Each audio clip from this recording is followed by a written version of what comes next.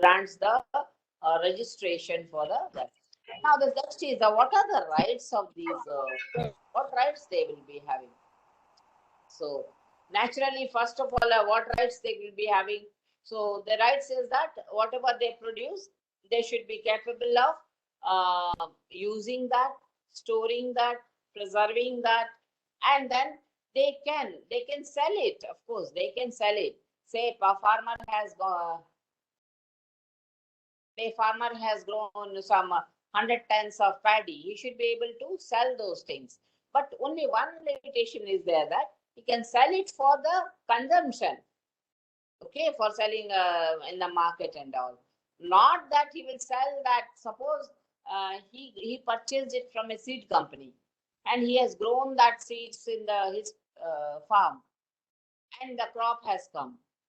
So seed company cannot direct or dictate the farmer that you cannot grow, you cannot sell, you cannot store. No, farmer can, because he is the farmer who has grown. So he can store it, he can again resow them, he can sell it as a grains, but remember, as a for consumption, but not as a seed. He cannot sell to the other person. Okay, as a seed means for the reproduction purpose. For that purpose, he cannot again sell, because otherwise the seed companies or the seed scientists, they will fail there, So that is how the things are being. And then coming to the protection which is granted under the the act, how long the protection is.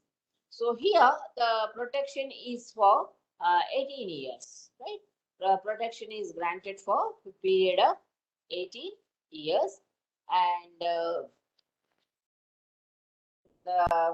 yes, that is the main thing, which you have 15 years for the other plants and 18 years for the trees and all big plants and all.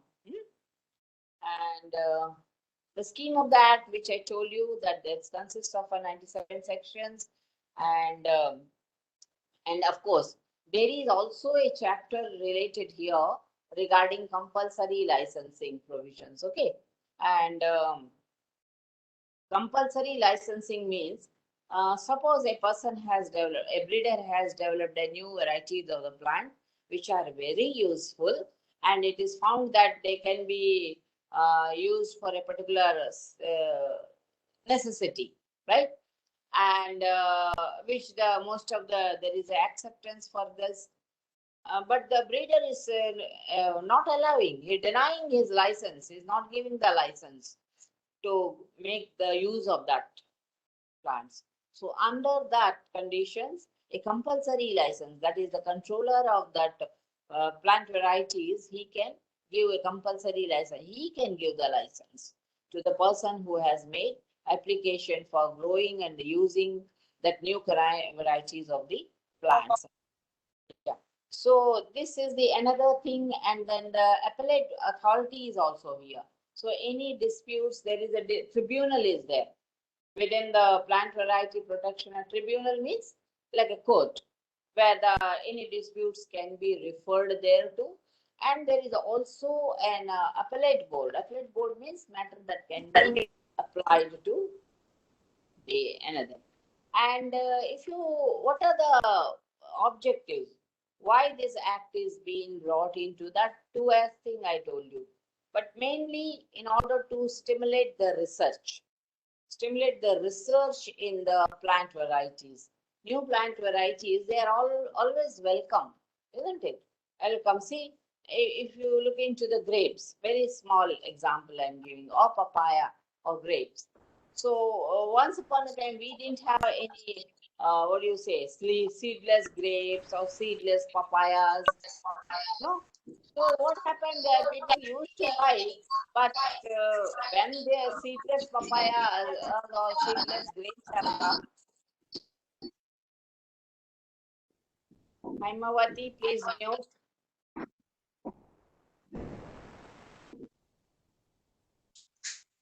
Yeah. So that is very much acceptable. People have shown their much no acceptance for such kinds of fruits. And naturally, when then more and more acceptance means more demand is there, naturally that there will be a trade, marketing, production. First of all, production, marketing, trade, all will increase like that. Even in the say rice, so rice is also the same thing. Old rice or something rice and better, the best variety of the rice. So the people will definitely go for that. So this is what they come in for the investment also. Yes, we will make investment in the agricultural research also, because the people, first of all, very first thing for the human, no, basic needs. One of the most the very prior need of basic need is the food, clothing, shelter, everything. Will the list is very long, but food.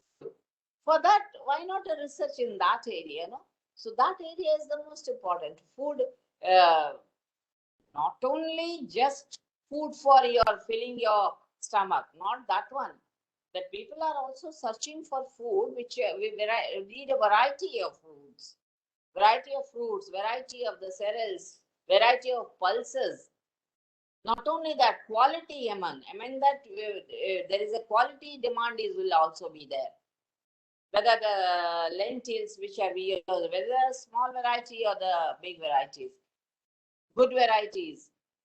So these are all have come out of research. There was a time when these lentils, pulses, they used to take lot of 1 or 1.5 hour time to boil, because that was the very variety therein.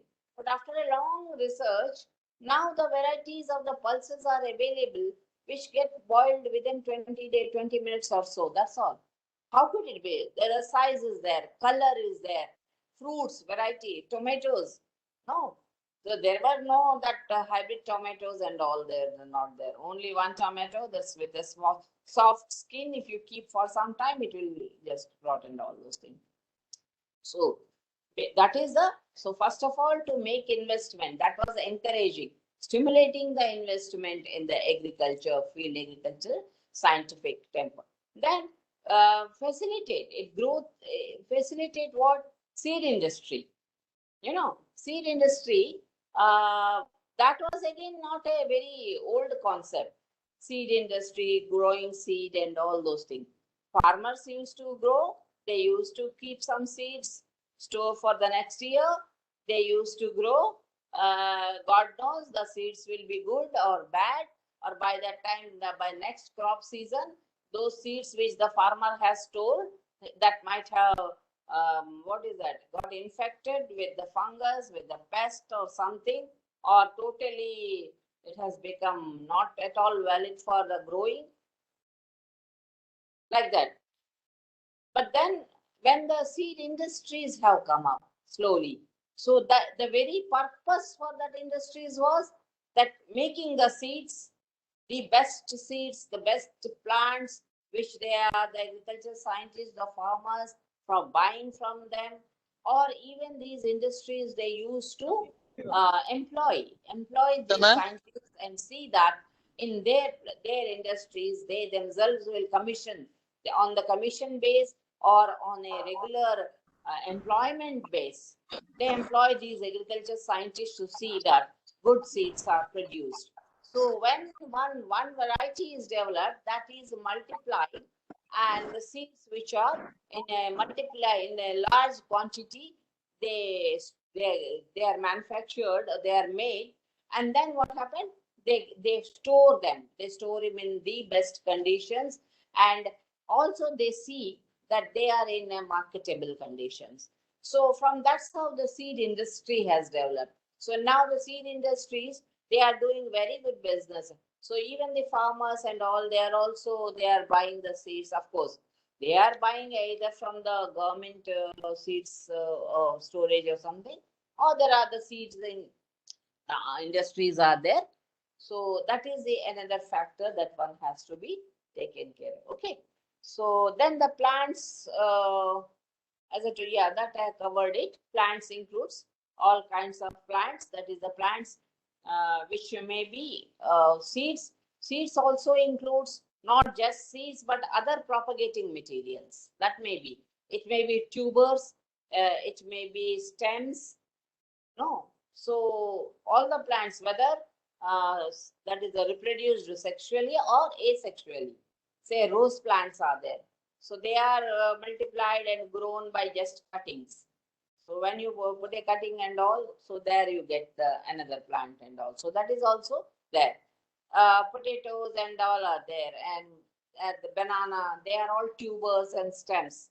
So cuttings they are called. So they are also sold for the marketing purpose. They are differently maintained, they are preserved, and they are sold. There is a good market for that. And similarly, the forest.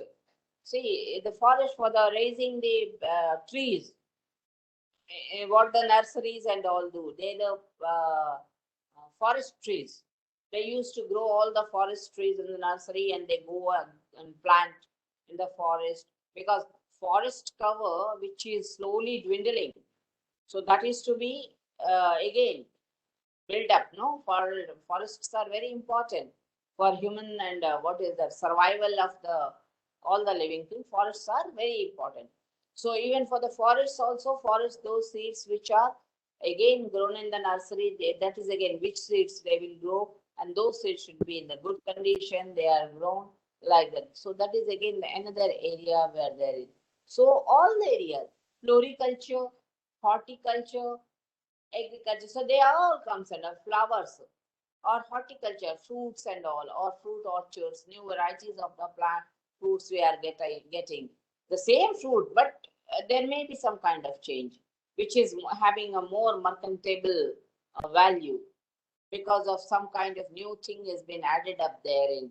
So people are liking that thing. So because of that, and all this comes out of the research only.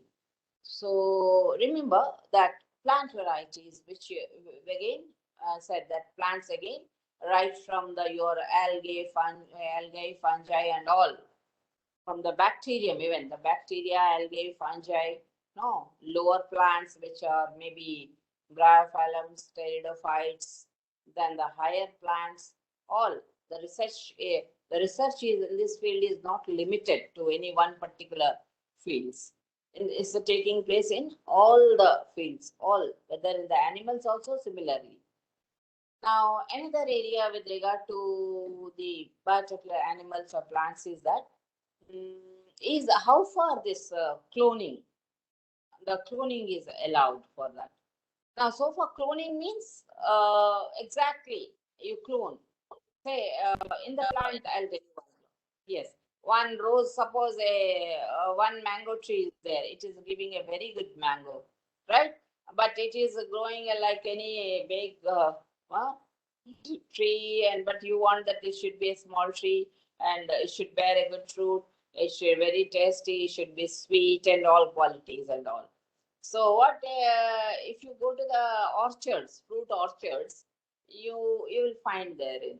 No, in the labs also they made, but in the fruit orchards also, these farmers, they used to cut that branch of something, one wood plant, and they will cut crossly, they will tie it, and see that after some time, in the junction where these two plants are being adhered, so new shoot will come. So that is called this cloning. That is, it will have a lookalikes of both the plants, and it will bear the fruits having the qualities of those. So that is actually is called as the cloning. But slowly cloning has making a duplicate copies of that and all. So far in the plants cloning, there is no prohibition. There is no bar on that, can be done and all. So then the question has come is that how far cloning is allowed for the animals, human beings and all. So again, for the animals also, they up to some extent, say the what do you say, the animal clone, that sheep that was made and all. So that is yes, it's allowed for some time. But when coming to the cloning of human beings, can a human being, because that is also, we said that biotechnology, can it be used to make a clone of a human beings. Okay, so that was totally, even for the most of the countries, animal cloning also, but for the laboratory stage or under is allowed. And almost all the countries have denied the permission to have a human clone. That no, this is totally unethical, and there may be lot of problems. There may be lot of problems if a human clone is being made and all. No, crimes. There may be different kinds of crimes may be committed with the help of these clones and all. So therefore, depending on these social and ethical consequences, it is totally been banned. And in US, I think the Bush administration for some time said, okay, at a clinical level, at a clinical level, you may go ahead, said, but now it is there also, it is banned. Said no. Even if at the clinical level, okay, by adding something you made that, what you will do with that person? No. What is his identity? Who's its mother? Who's the father? All these things will come. Number of things will. So actually, on the basis of social consequences and ethical, well, which is cloning, human cloning is totally bad. We cannot have like that. So what you are supposed to read under this or understand here is that is the how far IPRs are applicable in case of the living thing, living matter. What are the limitations therein? So far the microorganisms are concerned. They said that one can have the patents for Nagadevi mute. For that, to that extent, okay, IPRs are patent protection is granted. But that's also why it is granted means because anything patents cannot be granted if there is no human intervention. Just like they brought some bacteria or something and said that I have discovered this bacteria and this bacteria is useful for something. So for that purpose, it cannot be. No patent can be granted because he has not done anything to that. He has discovered only the properties of that. But when that something is being changed, then some strains are being changed, some genetic modification is being brought to that even to the mind. That means when there is a human intervention, this is what being told under the by the US court in the Diamond versus Chakravarti cases also.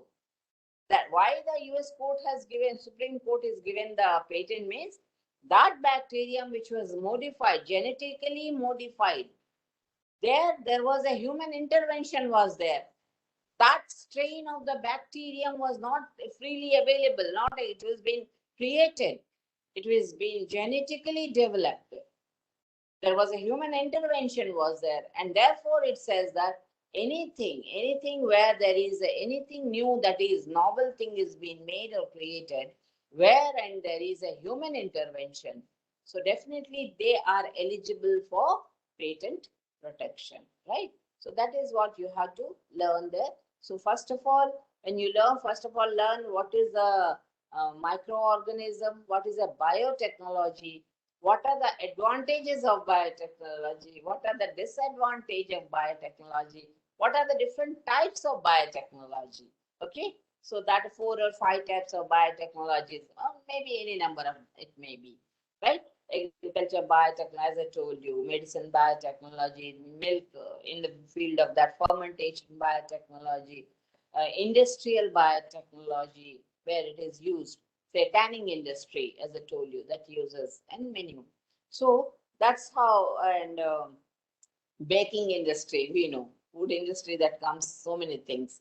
All the for soft drinks, they use that, baking, they all use the biomaterial to make something. And history, of course, you read also the historical, how the biotechnology, right from the ancient time, right from the beginning of the human beings, how they have started using this. See, fermentation and all these processes are very old. Making the bread, making the, what do you say, champagne or the wine or all, they are all very old. Only thing is that there no question of patents, research, that was not there. But the technology, the human beings, they were using it for making their lives much more. So that was always there. So historical perspectives, kinds of biotechnologies, advantages, disadvantages, and coming to that, your legal protection. What is the legal protection that is available to the biotechnological? What are the limitations? So far is concerned. It is given to what? It is given at present to the, of course, microorganisms, DNA sequencing. For that also it is being given enzymes, something like that. They are being, not other things. And then coming to plants, plants also new varieties of the plants are used or made by using the biotechnological processes. But then there is no patent protection for the new varieties of the plants. There is a separate legislation for that which takes care of the new varieties of the plants. And why in the coming to in a plant, this one you have to see what are the objectives, what purpose does it serve, why new varieties of the plant are protected. No. So that I think fairly, I think I have not come. It's a very used field. I think briefly I could explain you, and I hope you understood, all of you, what is the IPR and what are the limitations in the uh, living matters, and right. So, shall we conclude here today? Yeah. Yeah. So again, we'll be having class day after or sometime. I think day after only.